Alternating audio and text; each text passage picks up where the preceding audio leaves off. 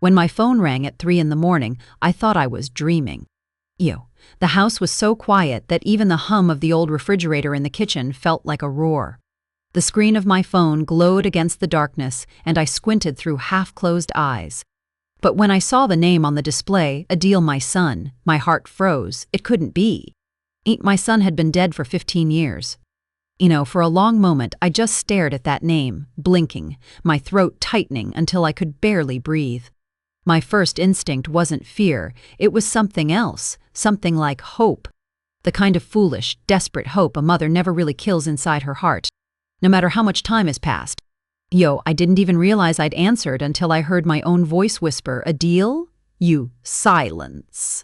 Then a faint crackle. Faint kraft. Inashers. The sterpitierke stierte zich tiefer spacing inet and sissedeter siset. Ni, and through it, a sound. A breath? A shuffle? My heart pounded so loud I could barely hear anything else. Adil? I said again, louder this time. Who is this? Brush frees naughty trogs, crashing proscher kortscher. Who is this? But before I could speak again, the line clicked dead. Yet I sat there, clutching the phone to my chest, feeling that old wound in my heart open, like it had been waiting for this moment to bleed again. The next morning the world looked the same, pale sunlight through lace curtains, the smell of cardamom tea from the kitchen, but everything felt different. My hands shook as I poured the tea, even the sound of the kettle whistle made me flinch. I told myself it must have been a glitch, a recycled number, maybe. But a mother's heart doesn't believe in coincidences when her son's name appears on her phone. I tried to distract myself, fed the birds, watered the small row of marigolds outside the gate, even called my daughter-in-law Syra, just to hear a familiar voice. Amma, you're awake so early, she said, her tone still sleepy. Everything okay? I hesitated. Yes. I just couldn't sleep. I didn't tell her. Not yet. What could I say? That a ghost had called me? That after 15 years of pretending I'd accepted his death, I suddenly wasn't sure anymore? No. She wouldn't understand. Instead, I spent the day cleaning Adil's old room. It wasn't a shrine, not exactly. But I had never really changed it either. His cricket bat still leaned against the wall. The photo of him and his father at his college graduation hung slightly crooked above the desk. I dusted the frame, tracing his smile with my fingertip. He'd been 23 when the accident happened. A late-night bus, a slippery road, and a call that shattered my life into before and after. That night I dreamt of him. He was standing at the kitchen doorway, older, his hair longer, eyes softer than I remembered. He didn't speak, but his lips curved into a sad smile. And when he raised his hand, I woke up gasping. The same time, Senling A.M, and again, my phone buzzed, the same number. Roostus 2. I froze. My hand hovered over the screen, trembling this time. I didn't answer. I just watched as it rang and rang until it stopped, but sleep never came again. The next day I finally told someone. My neighbor, Ruxana, was sitting with me for tea. She'd known me since before Adil was born, so I trusted her. Maybe someone got his old number, she said gently, stirring her cup. You know how these things are, Nasima. Don't think too much, I nodded, but she could see I wasn't convinced. Still, I murmured, why would anyone call at that hour? Twice? She hesitated, then asked quietly, do you still have his number saved? Yes, I could never delete it. Baby?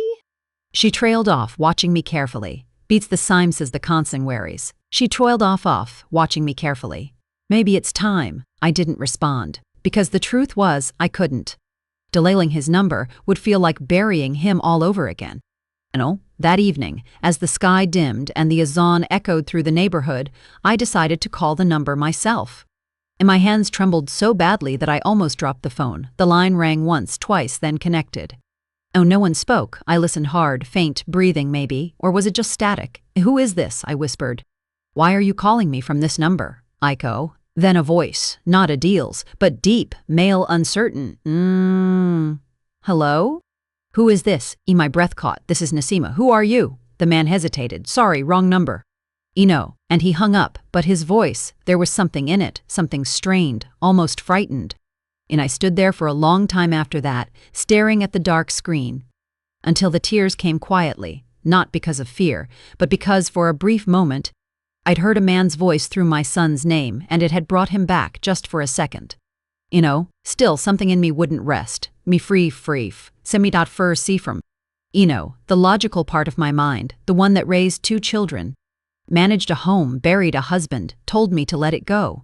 But the mother in me couldn't, so I dialed the number again the next morning. It went straight to voicemail. That's when I decided to visit the phone company office. The young clerk behind the counter looked barely older than Adil had been.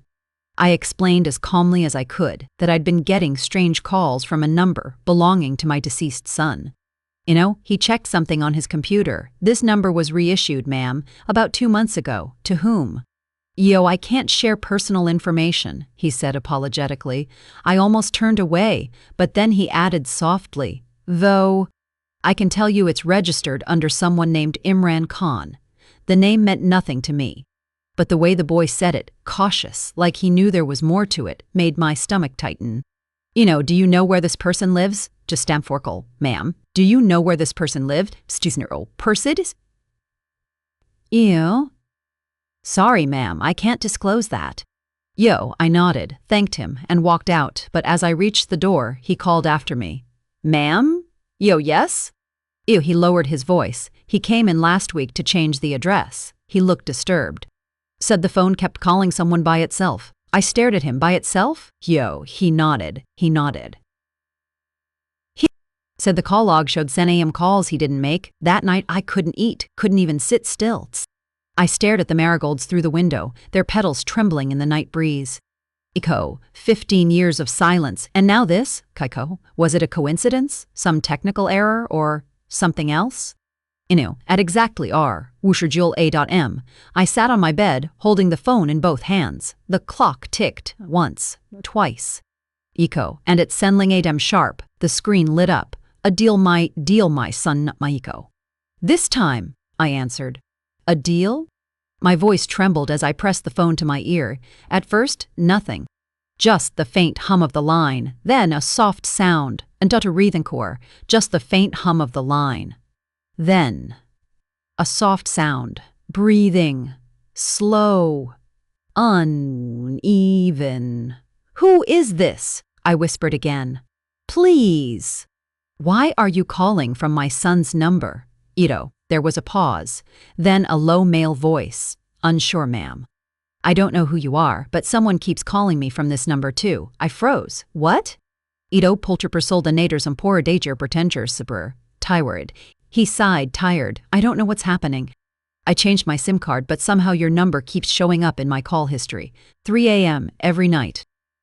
My stomach nodded. That's when you call me, I whispered. He went silent. For a long moment. Neither of us spoke, 2 strangers bound by a phone number and something neither of us could explain. Finally, he said, I'm sorry if it's been disturbing you. I didn't mean to. My name is Imran, I swallowed.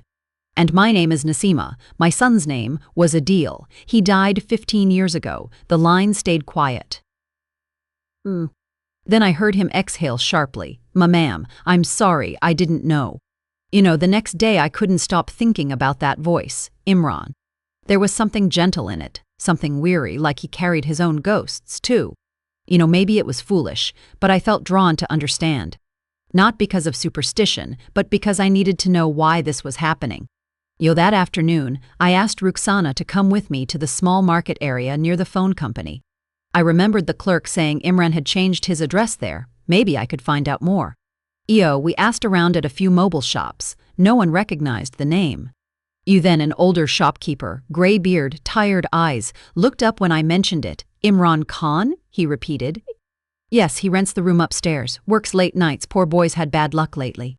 I exchanged a glance with Ruxana. What kind of bad luck, Kyo? He shrugged. His wife left him. His mother passed away last month. People say he hasn't been the same since. My chest tightened. A man who'd just lost his mother, and I, a mother who'd lost her son. That evening, I sat by Adil's photo again. He had his father's quiet smile, his eyes full of mischief. For years, I'd wondered what kind of man he would have become. Would he have married, given me grandchildren? I ran my hand across the frame. If this is your way of reminding me, Beta, I hear you, I whispered. But please, no more calls, my heart can't take it. But the calls didn't stop. Every night, at exactly sen, ling a.m, the phone would ring once. Sometimes it stopped before I could answer. Sometimes it connected and all I heard was breathing. By the 5th night, I couldn't bear it anymore. I called Imran again the next morning. He picked up after a few rings, sounding exhausted. Ma'am. It happened again, didn't it? Oh yes. Tss, he sighed. I'm going crazy. I even turned my phone off last night.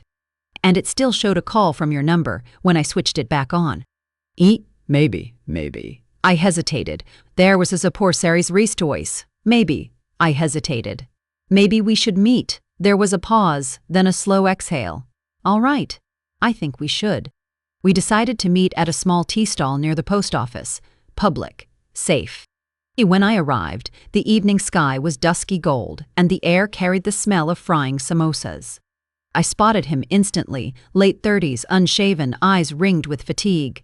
But when he saw me, he stood respectfully, almost shyly. You're Nasima, right? I nodded. And you must be Imran. Imran Ag. He gestured. Imrar. He gestured toward the bench. Please, sit. For a few moments we just sat there quietly, sipping tea. Then he spoke. I didn't believe in this kind of thing before, he said softly, but something strange is happening. Ma'am. I've been hearing things. Keep for Kaintra the basis. I frowned. What kind of things? You? He looked down. When the phone rings, I hear a boy's voice just for a second. Sometimes he says a word. Sounds like Yamai. My cup slipped from my hand, spilling hot tea onto the ground. He immediately reached out. I'm sorry, I didn't mean to, but I couldn't hear him. My ears were ringing. Did you say? He said. Ami? He nodded slowly, uncertain. Heap counts. He nodded slowly, uncertain. My heart felt like it stopped. That's what Adil used to call me. That night I couldn't sleep. I kept replaying his words, a boy's voice. Ami. Steve.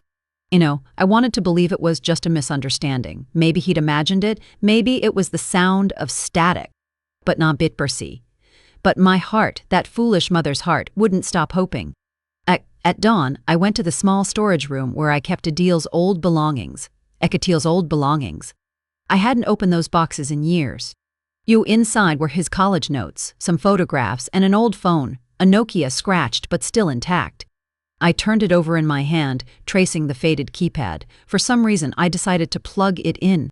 The screen flickered, then lit up faintly. I scrolled through the call log. The last entry was dated the night before his accident. He tried to call me 3 times, and I had missed every one. When I saw that, the tears finally came raw, shaking sobs that came from years of silence. I pressed the phone to my chest and whispered, I'm sorry, Beta. I should have answered. I'm sorry. Co. But as I set the phone down, something strange happened. It began to ring. Not loudly, just a faint vibration, a weak, dying sound. I picked it up, trembling, calling. The screen showed a single word, calling. Imran. My fingers shook as I stared at the old Nokia's glowing screen. Calling. Imran. But how? This phone had been dead for 15 years. I hadn't even charged it properly, just plugged it in a few minutes ago. For a long moment, I couldn't move. My heart pounded, my breath came in short bursts. Then, against every instinct, I pressed the green button and lifted it to my ear. The line connected. At first I heard nothing, a soft hiversnal. At first I heard nothing, just a soft hivers, like wind whispering through static. Then, faintly, a boy's voice. Amai. The sound was so clear, so familiar, that I nearly dropped the phone. My throat closed. Adil? I whispered. Beta. Is that you, Ino? There was no answer, only few seconds of silence, followed by what sounded like breathing. Then the line went dead. The next morning, I rushed to meet Imran again. My hands trembled as I placed the phone on the table between us. He looked at it, puzzled. This is your son's old phone? Hugo. I nodded. It rang last night, by itself, and when I answered, my voice broke. I heard him, Hardatomi, his eyes wide but sympathetic. What did he say? One word, I whispered. Ami. He rubbed his face, clearly shaken. Ma'am, I swear to you, at that same time, around San Adem, my phone rang too. And guess what? The screen said incoming call a deal. I felt the blood drain from my face. No, Freelande, schleck. Yo, yes, he said, his voice trembling now. It's like our phones are talking to each other. You know. We sat in silence for a long time, both of us lost in the storm of what this could mean. Finally, Imran spoke. Bishtale bersapikshals der steadifars the sumli. Imran spoke. Maybe there's some spiritual link. I don't know. My mother used to say that when a soul has something left unsaid, it finds a way. His words hung in the air, something left unsaid. I closed my eyes, remembering that night 15 years ago. The accident, Adil had stormed out after an argument. I had scolded him for coming home late, for failing his exams. I was angry, but more than that, afraid for his future. I'd said things no mother should say. He had said, "Fine, Amy, I'll prove to you I'm not useless," and then he was gone. The car crash happened that very night. 3 missed calls, 3 unanswered chances. Tears blurred my eyes. Maybe he's still waiting for me to pick up. Imran leaned forward gently. Maybe this is your chance. Oh, I looked at him sharply. What do you mean, Co? He hesitated. Maybe tonight. We should answer together. That night I didn't sleep. I kept the old Nokia beside my pillow, the room dimly lit by the weak glow of a lamp. Imran had agreed to stay on call with me through his phone, both of us waiting for Sen A.M. At exactly Rafferbayson for stis, besparstarist or shastus is non for siest. At exactly. The old phone vibrated. I froze. Imran, I whispered. It's happening. He spoke softly through the line. I'm here. Answer it, Nasima Ji. Go ahead. The phone flashed again. Incoming call unknown. I pressed answer. Hello? Stratic. Then, faintly, a boy's laughter. Soft, innocent, Ami. My throat tightened. Adil! Beta, where are you? Please, talk to me. My throat tightened. Adil, Beta, where are you? Please, talk to me. The laughter faded. Then a soft voice said, Yudol. I was calling. Pick up, I began to cry, shaking. I know, Beta! I'm so sorry. I didn't mean to. Please forgive me. Imran's voice came faintly from the other line. What's happening? Can you hear something? Oh. I couldn't answer. I was too lost in the voice, Emmy, Adil whispered. It's time now, my heart nearly stopped. Time for what, Beta? Time to say goodbye? The phone screen flickered, and suddenly the sound of the call began to distort. I heard a faint car horn, a crash, a scream. My body went cold. The lights in the room dimmed for a second, then steadied. And just as suddenly as it began, the line went dead. I sat there frozen, clutching the phone to my chest, whispering his name over and over. Wastapel Ferscher piece to Fortja den short. Then from my other phone, Imran's voice came through, panicked. Ma'am, I just saw something, my screen. It showed your son's picture. I swear, just for a second. A young man smiling, holding flowers. I gasped. Flowers? Yes. Yellow ones. Pudisipers to teachers, and you pursir, is teachers port chauffeurs. Yellow ones. He was. Smiling, tears poured down my cheeks. Yellow marigolds. Adil's favorite. He used to bring them to me every Friday after Jummah prayers. The next morning, the strange calls stopped. No more San A deft A and the AM rings. No more static. No more breathing on the other end. The silence felt heavy at first, but peaceful, like something had finally settled. That evening, I met Imran one last time. He looked different, calmer. The tiredness in his eyes was softer. Now. I think it's over, he said quietly. I nodded. Maybe he just needed to be heard. To know that I forgave him, and that I still love him. He smiled faintly. Or maybe he needed to remind you that you were never alone. I looked at him, this stranger who had somehow become part of my son's final message. Thank you, Imran. You helped me find peace, he smiled sadly. You helped me too. Maybe our loved ones just wanted us to meet, so we could heal. That night, before sleeping, I opened the old Nokia one last time. The The battery was almost dead. But when I checked the call log, there was one final entry, a message I swear wasn't there before. Yo, thank you, Amy. And beneath it, the timestamp, senling.m. The screen faded, the phone died, and I finally let go. The next morning I placed fresh marigolds by Adil's photo and whispered a prayer. May Allah grant you peace, my son, you finally reached home. Outside, the sun rose slowly, painting the world in gold. For the first time in 15 years, I didn't feel the weight of loss, only a quiet, gentle calm. Somewhere I knew he was smiling back. Sometimes the people we lose don't really leave. They wait for one last call, one last chance to say what words never could, and when that moment comes, all we have to do is answer. A week passed, weeks after that final call. The house felt quieter, not empty, just still. I would wake up before Fajr, sit by the window with my cup of chai, and listen to the faint hum of the city waking up. There was peace now, yes, but also a strange kind of ache, the kind that comes dard when something you held tightly finally slips from your hands.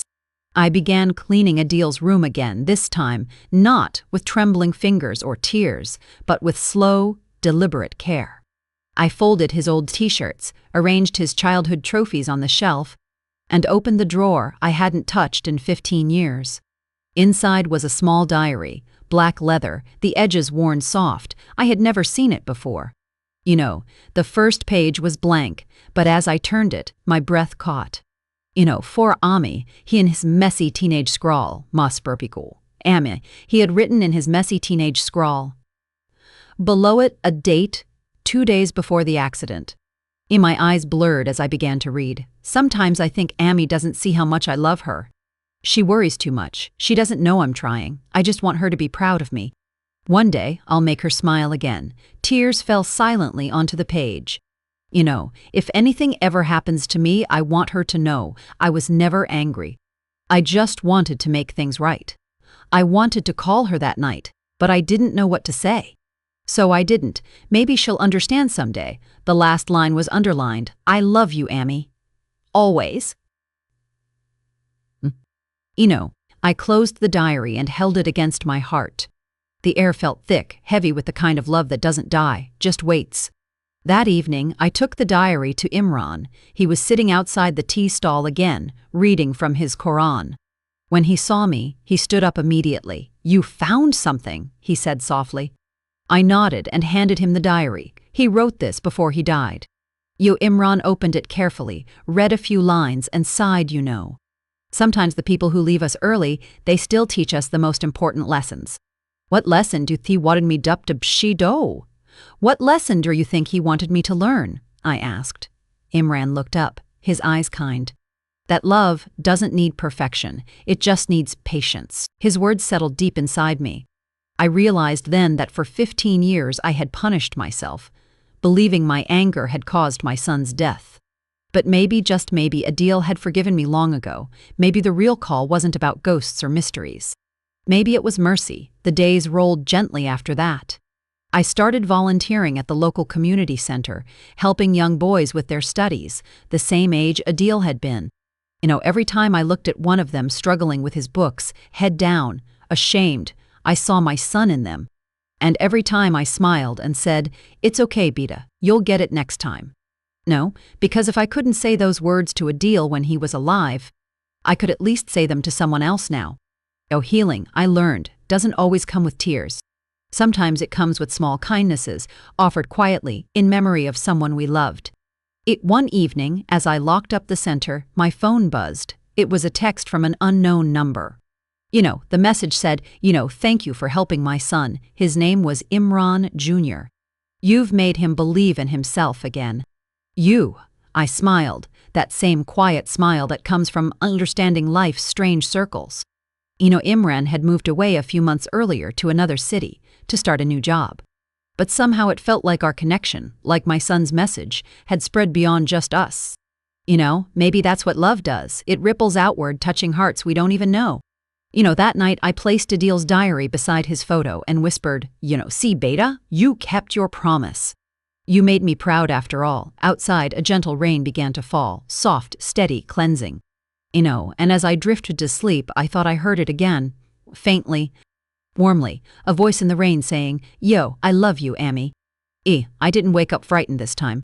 I just smiled, closed my eyes and whispered back, "Yo, I love you too, my son. Yo, grief never really leaves. It just changes shape. One day, it stops being a storm and becomes a soft rain that waters the heart, reminding us that love never dies. It only finds new ways to speak."